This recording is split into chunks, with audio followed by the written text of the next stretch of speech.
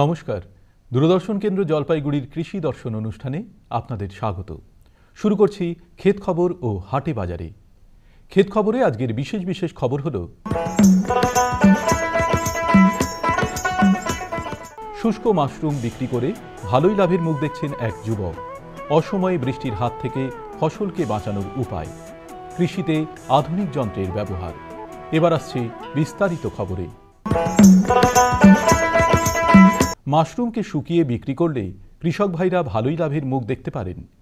উত্তর দিনাজপুর জেলার হিলি ব্লকের বাঁধডুঙ্গি গ্রামে বিকর্ণ বর্মন নামে এক যুবক শুষ্ক মাশরুম বিক্রি করে ভালোই লাভের মুখ দেখছেন। কথা বললাম তার সাথে।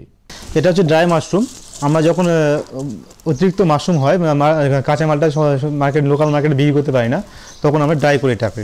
আর ড্রাই করি এই জন্য, যেটা কাঁচা মাশরুম যেহেতু বাইরে পাঠানো সম্ভব না, কালারটা নষ্ট হয়ে যায় খুব তাড়াতাড়ি বাইরে পাঠাতে গেলে, তো তখন আমরা কী করি, ড্রাই করি মাশরুমটা ড্রাই করে এটা বিদেশি বাজারে বাজারজাত করা হয়। এটা মূলত আসাম এই সাইডটাতে বেশি যায়, আসাম আপনার নদিয়া কৃষ্ণনগর এই সাইডটাতে, মানে উড়িষ্যাতেও ভালো যায় এটা। মানে একটা প্যাকেট থেকে 40 থেকে 50 টাকা লাভ হয়। মানে একটা প্যাকেট থেকে আমার গড় মাশরুম, কাঁচা মাশরুম বের হয় 2 কেজি। ড্রাই করলে আমার প্রথম যে মাশরুমটা বের হবে, এটা 1 কেজি মাশরুম ড্রাই করলে আমার আসলে 150 গ্রাম করে আসবে। তারপরে আসবে মোটামুটি 100 গ্রাম 1 কেজি মাশরুমে। এটা ড্রাই মাশরুমটা 500 টাকা 6 টাকা কিলো বিক্রি হয় মার্কেটে।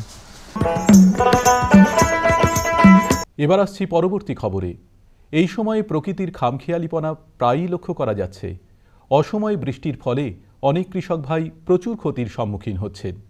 অসময়ে বৃষ্টি হলে কিভাবে ক্ষতির হাত থেকে বাঁচা যায় তা জানালেন উত্তর দিনাজপুর কৃষি বিজ্ঞান কেন্দ্রের কৃষি বিশেষজ্ঞ ডক্টর ধনঞ্জয় মণ্ডল। এই যে আমরা যে জমিতে দাঁড়িয়ে রয়েছে, এখানে যে অসুবিধাটা রয়েছে, মেনলি পরপর কয়েকদিন বৃষ্টির জন্য সমস্যাটা তৈরি হয়েছে। এই সমস্যা থেকে সমাধান পাওয়ার জন্য কৃষক ভাইদের উচিত অবশ্যই জল নিকাশি ব্যবস্থাটাকে ভালো করে রাখা উচিত। সেই জন্য কফি চাষ, অসময়ের কফি চাষ করতে গেলে আমরা ভেলি সিস্টেমে কফি চাষ করতে হবে। অর্থাৎ প্রতিটা সারি বরাবর লাগাতে হবে এবং দুপাশে মাটি তুলে নিতে হবে, সেক্ষেত্রে জল নিকাশি ব্যবস্থাটা ভালো হবে। আর 2 নম্বর, তারপর সেক্ষেত্রে করতে হবে কি, যদি বৃষ্টির পরে অবশ্যই সেখানে ক্লোরোথ্যালোনিল বা টাইকোডার্মা জাতীয় জৈব ছত্রাকনাশক যদি গাছের গোড়ায় বা নালা বরাবর স্প্রে করা যায়, ঢেলে দেওয়া যায়, তাহলে কিন্তু এই সমস্যাটা অনেকটা সমাধান করা সম্ভব। তাছাড়া কার্বেন্ডাজিম গ্রুপের যে রাসায়নিক জৈব ছত্রাকনাশক আছে, সেটাও যদি আপনাদের গাছের গোড়ার উপর ঢালা যায়, তাহলে কিন্তু এটা কিন্তু আটকানো সম্ভব ছিল। বৃষ্টির পরে যে আপনার সমস্যাটা তৈরি হয়, তখন যদি নাইট্রোজেন ঘটিত সার দেওয়া যায় কিছুটা, তাহলে সেক্ষেত্রে জলটা শুষে নেয় এবং সেক্ষেত্রে এই যে দেখতে পাওয়া যাচ্ছে গাছের গোড়াটা পচে যাচ্ছে, আমি যে আগে ছত্রাকনাশকগুলি বললাম, এই ছত্রাকনাশকগুলি দিয়ে দিলেই গাছের গোড়ার পচন ভাবটা আসবে না, তাহলে কিন্তু গাছটা মোরা আটকে যাবে।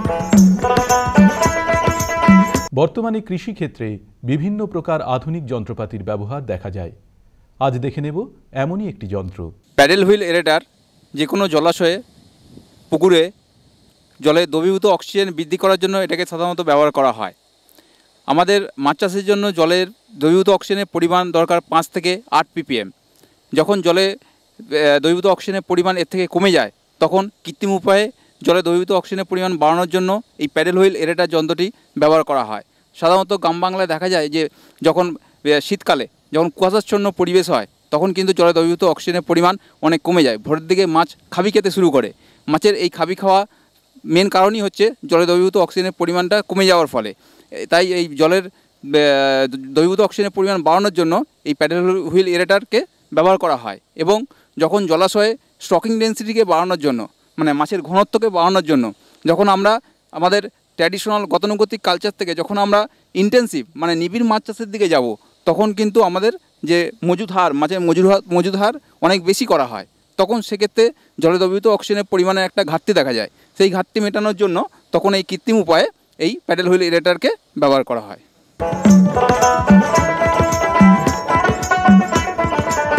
গবাদি পশু, দুগ্ধবতী গাভীর উৎপাদন ক্ষমতা ঠিক রাখার জন্য সুষম আহার দেওয়া জরুরি।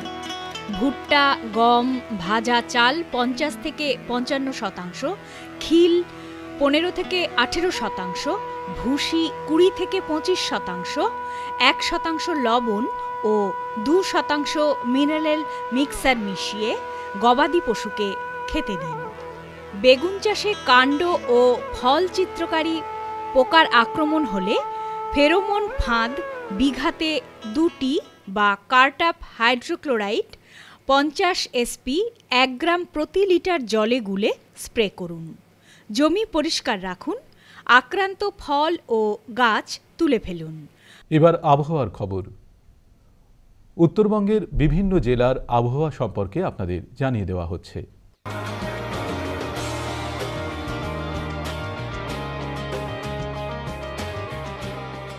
কোচবিহার জেলা আগামী 2 দিন মেঘলা আকাশ, হালকা বৃষ্টিপাতের সম্ভাবনা।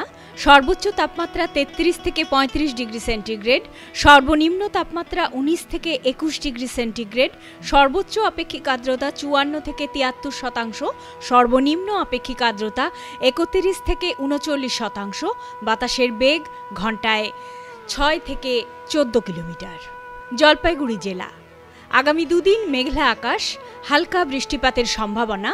সর্বোচ্চ তাপমাত্রা 32 থেকে 35 ডিগ্রি সেন্টিগ্রেড, সর্বনিম্ন তাপমাত্রা 18 থেকে 20 ডিগ্রি সেন্টিগ্রেড, সর্বোচ্চ আপেক্ষিক আর্দ্রতা 59 থেকে 67%, সর্বনিম্ন আপেক্ষিক আর্দ্রতা 35 থেকে 38%, বাতাসের বেগ ঘন্টায় 4 থেকে 10 কিলোমিটার। উত্তর দিনাজপুর জেলা আগামী 2 দিন মেঘলা আকাশ, মাঝারি বৃষ্টিপাতের সম্ভাবনা। সর্বোচ্চ তাপমাত্রা 32 থেকে 35 ডিগ্রি সেন্টিগ্রেড, সর্বনিম্ন তাপমাত্রা 21 থেকে 23 ডিগ্রি সেন্টিগ্রেড, সর্বোচ্চ আপেক্ষিক আর্দ্রতা 43 থেকে 66%, সর্বনিম্ন আপেক্ষিক আর্দ্রতা 16 থেকে 30%, বাতাসের বেগ ঘন্টায় 6 থেকে 17 কিলোমিটার। ক্ষেত খবর ও হাটে বাজারে এখানেই শেষ করছি। দেখতে থাকুন কৃষি দর্শন অনুষ্ঠান। নমস্কার।